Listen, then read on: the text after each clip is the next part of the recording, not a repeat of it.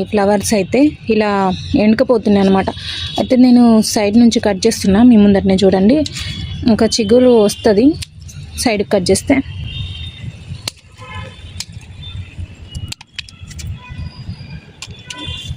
ఇలా కొంచెం ఎండకపోయినాయి, మొత్తం కట్ చేయాలి.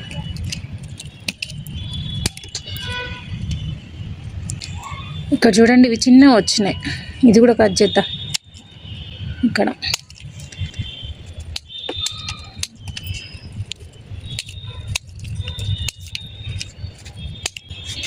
ఇది డబుల్ మల్లె, చాలా బాగుంటాయి ఫ్లవర్స్ అయితే. ఇది ఇక్కడ దాకా కట్ చేసి ఈ కొమ్మ పెడతా. ఈ కొమ్మ ఇందులో పెట్టేద్దాం. ఇది ఎందుకంటే కొంచెం పచ్చి పచ్చిగా ఉంది.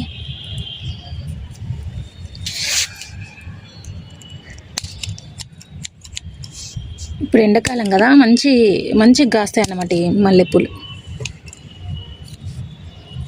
అట్లానే దీని లోపల ఉన్న మట్టిని కొంచెం ఇలా